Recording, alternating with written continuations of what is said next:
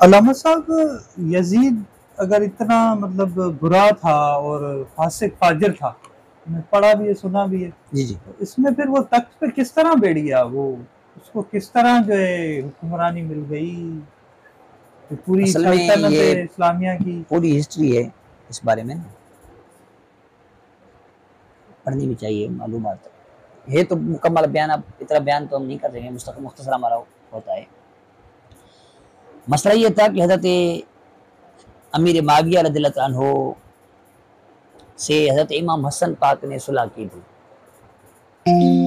ٹھیک ہے، کچھ شرائط کی بنا پر کہ مولا علی کے ساتھ جو معاملات ہوئے تھے اس کے مواخذہ نہیں کیا جائے گا جو نے امام مولا علی کا ساتھ دیا تھا، اور جو امام حسن پاک پر قرض ہے اس کو بھی امام امیر معاویہ ادا کریں گے، اور امیر معاویہ کے بعد جو امام حسن کو خلافت ملے گی۔ اس طرح کے کچھ شرائط تھے جن پر حضرت امیر معاویہ سے صلح امام حسن پاک نے کی تھی، اور جب امام حسن پاک نے صلح کی تو امام حسین پاک بھی اس صلح میں شامل تھے، ٹھیک ہے۔ امام حسین یہاں تک کہ لوگ گئے تھے امام حسین کے پاس کہ آپ جو ہے نا امام حسن نے یہ فیصلہ یوں کر دیا ہے، میں بڑے بھائی ہیں، میں راضی ان کی صلح سے، جیسے وہ کہیں گے میں ویسے راضی ان کے ساتھ ہوں۔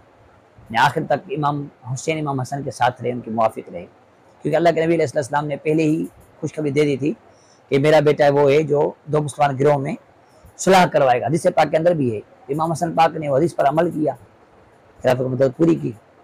اب اس کے بعد جو ہے نا حضرت امیر معاویہ رضی اللہ عنہ جب خلیفہ ہوئے تو یہ جو معاملات تھے نا، یہ جو بنو امیہ کے اندر اور بنو ہاشم کے اندر جو لڑائی تھی یہ ختم ہو گئی، اس کا سلسلہ ختم ہو گیا، اب وہ مسلمان متحد ہو گیا آپس میں، ٹھیک۔ اب حضرت امیر معاویہ کو یہ اندیشہ ہوا کہ اگر یہ خلافت بنو امیہ سے دوبارہ بنو ہاشم میں جائے گی نا پھر وہی تنازع شروع ہو جائیں گے جو تنازع بھی ختم ہوئے ہیں، ٹھیک ہے نا، کیونکہ ان کو ان کا مزاج کا پتہ تھا نا۔ تو عثمان غنی رضی اللہ عنہ کی جو خلافت ہے اس کے بعد جو بنو امیہ کا سسٹم سارا آیا اس کے اندر سارے ان کے وہ بنے تھے، تو اب اس کو بالکل چینج کرنا حکومت کو، تو اس میں رکھنا اور فساد ہو سکتا ہے۔ حضرت امیر معاویہ کی دور اندیشی تھی کہ ان کے اہل بیت سے تو محبت تھی، امام حسن پاک امام حسین پاک کو تحائف بیچتے تھے اور پورے واقعات ہیں، تو وظیفہ بیچتے تھے۔ تو اب ان کو یہ اندیشہ ہوا کہ اگر میں اپنے بیٹے کو نہیں بناؤں گا نا تو سب سے پہلے یہاں والے لوگ جو ہے مخالف بن جائیں گے، اس کے بعد پھر جو جنگ کا سسٹم ختم ہو چکا ہے یہ دوبارہ شروع ہو جائے گا۔ تو حضرت امیر معاویہ نے یہاں تک میں نے کتاب پڑھا کہ اپنی زندگی کے اندر ہی اس سلسلے کو شروع کیا تھا کہ یزید کی بیعت کی جائے، کیونکہ کچھ شامی لوگ ہیں، کوفی لوگ ہیں، یہ جو ہے یزید کی بیعت ہی پر مصر تھے کہ انہی کی بیعت ہو، کہ خلافت یہیں رہے، اب ادھر نہیں جائے تاکہ معاملہ دوبارہ پیدا نہ ہو۔ تو اس خون ریزے سے بچنے کے لیے، اچھا اس وقت جو یزید کیفیت تھی وہ نہیں تھی جو بعد میں خرافات آئی، ان کی جو عیاشیاں بڑھ گئی اور جو ہے نا شریعت اور دین کا مذاق بالکل نیک تھا، نیک تھا، جی جی بالکل۔ اس وقت وہ پرہیزگار بندہ تھا، نیک بندہ تھا جب اس کی کیفیت تھی امیر معاویہ کے وقت۔ ایسا کیسے کہ ایک دم یہ کچھ چیز ہے نا، یہ کچھ لوگوں نے ان کو خراب کیا، بتایا نا میں نے آپ کو، عبداللہ بن سبا کی اولاد ہے جو آ رہی ہے شروع سے، سیدہ فاروق اعظم کے دور سے جب ان کو خیبر سے نکالا تھا اس کے بعد سے جو یہ رکھنے شروع ہوئے، فساد شروع ہوئے، ان لوگوں نے یزید کو خراب کیا۔ آگے جا کر ہسٹری پڑھی جائے نا، جب تخت نشینی پر آیا اس کے بعد جو انہوں نے باتیں کی نا، مشورے دیے، جو مشیر تھے وہی غلط تھے، اور پھر اس کو دھکیلتے گئے گمراہی کی طرف اور فسق فجور کی طرف ان کو۔ کیا اس ٹائم حضرت امیر معاویہ موجود نہیں تھے؟ نہیں نا، وفات کی نا امیر معاویہ کے وقت جو ہے یزید کیفیت یہ نہیں تھی، اس وقت وہ صحیح تھا، یہاں تک کہ امیر معاویہ کے مشورے پر بعض صحابہ کرام نے بھی ان کی بیعت کی تھی، اہل بیت اطہار نے بھی ان کی بیعت کی تھی یزید کی، تخت نشین نہیں ہوا تھا پہلے ہی۔ وجہ کیا تھی؟ وجہ یہ تھی کہ اگر یہ کیا کہتے ہیں نہیں بنا تو کوئی اور بن گیا نا تو پھر وہ فتنہ فساد آ جائے گا۔ جب اہل بیت نے ان کی جو ہے بیعت کی تھی تو حضرت امام حسین نہیں تھے اس میں؟ امام حسین نہیں تھے ان میں، امام حنفیہ تھے، انہوں نے بیعت کی تھی، مولا علی کے بیٹے تھے، اور بھی کچھ اشخاص تھے جنہوں نے بیعت کی تھی، حضرت امام کچھ حسین عبداللہ بن عباس نے کی تھی، حضرت نے کی تھی۔ میں بتاتا ہوں آپ کو میں ہسٹری۔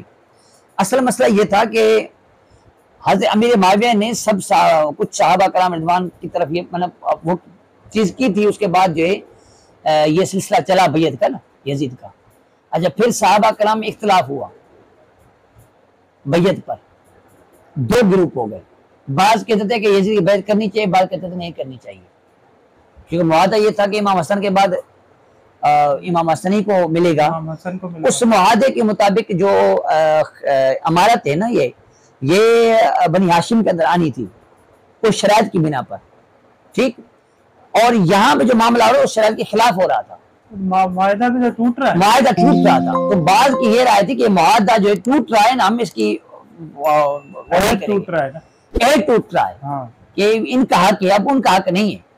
ٹھیک ہے، ان کی دنیا سے اپنے بات میں متفق ہونا ضروری تو نہیں ہے نا.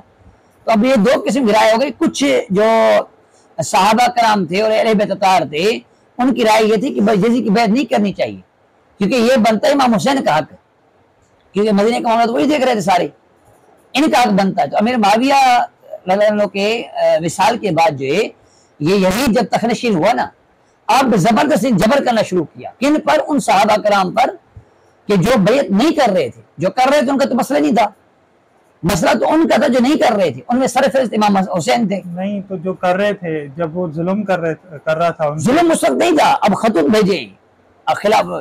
یہ جو تخت پر تخت نشین ہوا نا، تخت نشین ہونے کے بعد خطوط لکھے لوگوں کے مشورے پر کہ بھائی کوفیوں کی بیعت کر لو، فلاں کی بیعت کر لو. اس کے بعد پھر خط بھیجو، خطوط بھیجے، بہت سارے لوگوں کو بیعت پر آمادہ کیا. اس کے بعد پھر یہ انا اور ضد میں آ گیا. ان کو لوگوں نے کہا کہ اب یہ جو اختلاف چل رہا ہے نا کہ بھائی بیعت آپ کی نہیں کرنی چاہیے، یہ جو لوگ ہیں جو آپ کو بیعت نہیں کرنا چاہتے، اب ان کو منوائیں، ان سے بیعت کسی طرح لے لیں. ان لوگوں میں یہ تھے لوگ حضرت کیا کہتے ہیں امام حسین، جو بیعت نہ کرنے والوں میں شامل. نہیں تو اگر دیکھا جائے تو اس میں یہ ہے کہ اگر وہ حضرت امیر معاویہ نہیں کرتے یہ فیصلہ کہ اس کو جو ہے خلافت ملنی چاہیے، امیر معاویہ نے جو ہے یہ مسئلہ پھر یہ نہیں کیا تھا کہ ان کو. یہ میں ایک بات بتا رہا ہوں، میں نے ایک بات پڑھی ہے، کسی بھی بات پڑھی یا سنی ہوئی کا 100% یقینی ہونا یہ ضروری نہیں ہے. یہ تو لکھنے والے کے اوپر ہے، پڑھنے والے سننے والے کے اوپر ہے. یہ ہم ایک تاریخ کی بات کر رہے ہیں، وہ غلط بھی ہو سکتی ہے، صحیح بھی ہو سکتی ہے. لیکن امیر معاویہ نے جو بات کی نا، اس کو باقول اس بات کی جو ہم نے دیکھی پڑھی سنی، اور اس کے مطابق جو ہے امیر معاویہ کی دور اندیشی کی بنا پر یہ باتیں آگے چلی. اب امیر معاویہ نے وہ چیز کی ہے یا دوسروں نے کی ہے، اس کی کوئی گواہی نہیں ملتی ہے ہم کو. کسی کو ملے تو ہم کو دکھا دے، ٹھیک ہے. اس دور کے اندر یہ چیز ہو گئی کہ یزید کی جو ہے نا بیعت لی جائے لوگوں سے، تاکہ بعد فتنہ فساد نہ ہو.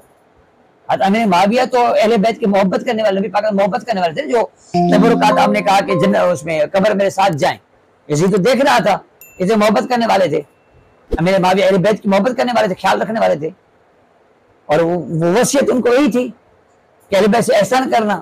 اس وقت یزید کی کیفیت وہ نہیں تھی جو بعد فسق فجور والی کیفیت تھی. ایک بندہ اہل نظر آ رہا ہے اور پتہ چل رہا ہے امت کا فتنہ ہوگا، فتنہ بچانے کے لیے کوئی مشورہ دیتا تو برا تو نہیں ہے. لیکن اس مشورے کو سب نے نہیں مانا، بات تو یہی سے مختلف ہوا. یزید کی جو بیعت ہے اس پر اختلاف ہوا. بانے کا ہونی چاہیے، بانے کا نہیں ہونی چاہیے. اب یہ جو اختلاف ہے نا، اگر اختلاف ہی رہتا نا باقی تب بھی صحیح تھا. لیکن آگے چلا معاملہ، جب تخت نشین ہوا ہے یزید، خطوط لکھے ہیں، اس کے بعد یزید کے فسق فجور آیا ہے، اب وہ زبردستی کر رہا ہے. اب وہ انا پر ضد پر آ گیا کہ میری بیعت کرو، اس کے علاوہ کوئی چارہ ہی نہیں ہے. ٹھیک، ان کو تنگ کیا. اب ان جب کوفیوں کو انہیں تنگ کیا نا، تو انہوں نے خط امام حسین کو لکھے کہ آپ آ جاؤ، یزید فاسق و فاجر ہو گیا ہے اور یہ زبردستی ہم سے بیعت لے رہا ہے. اب جب اس کا فسق و فجور ظاہر ہوتا ہے نا، تو وہ صحابہ کرام جو یزید کے بیعت کر چکے تھے انہوں نے بیعت توڑ دی. اہل نہیں رہا نا. ایسا بندہ قرآن کا مذاق اڑائے وہ بیعت کا اہل تھوڑی ہے. فسق فجور کے آگے جائے تو ان صحابہ نے بیعتیں توڑ دی بعد میں، جن لوگوں نے بیعت کی تھی. ڈرایا گیا، دھمکایا گیا، بعض کو مجبور کیا، پریشرز کیا گیا. لیکن ٹھیک ہے، بھی بیعت نہیں کی. نہیں، بعض نے توڑی، میں سب کی بات نہیں کر رہا. اچھا، بعض نے توڑی، بعض نہیں توڑی. اب یہ دو گروپ ہو گئے، بعض نے کہا توڑنی چاہیے، بعض نے کہا نہیں توڑنی چاہیے. انہوں نے کہا بھائی کیسا بھی امیر آ جائے تو اطاعت کرنا فرض ہے، واجب ہے ہم پر. اب یہ کیسا بھی آ رہا ہے ہم کو اطاعت کرنی ہے کہ ٹھیک ہے، اور بعد نے کہا نہیں، یہ دین کو بگاڑنے والا بندہ ہے، ہم سے جنگ کریں گے. بعد نے کہا بھائی ہم نہ اس طرف نہ اس طرف، جیسے معاملہ چل رہا ہے ویسے چلائیں گے. ٹھیک ہے، یعنی یہ 61 ہجری میں یہ کربلا کا واقعہ ہوا ہے. یہ 2-3 سال معاملہ اس طرح ہوا ہے نا، چلا ہے، کچمچ چلا ہے آپس میں. اور پھر یہ 2 یا 3 سال کے بعد یہ ہورا کا واقعہ ہوا ہے، جو مدینہ پاک کے اندر جا کے جو ہے نا یزید نے وہاں پر ظلم و ستم کیا ہے.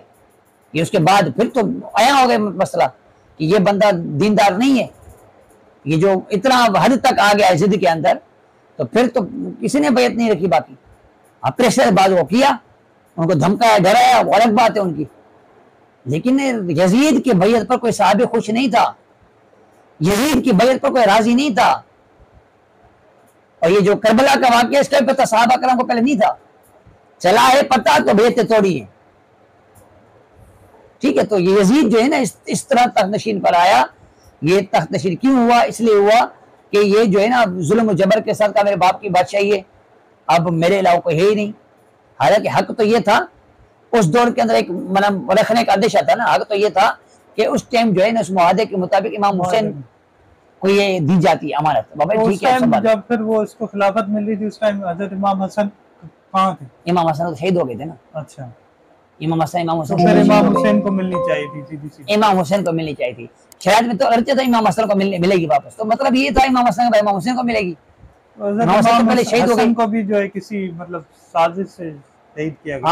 ہاں، یہ ایک بات پوائنٹ کی بات بتاؤں، امام حسین کو کوئی مانتا ہے یہاں کربلا کے واقعوں کی یاد کرتے ہیں، کرنا بھی چاہیے، شہادت کر گیا. لیکن اب کسی مسلمان پوچھو امام حسن کی شہادت کب ہوئی؟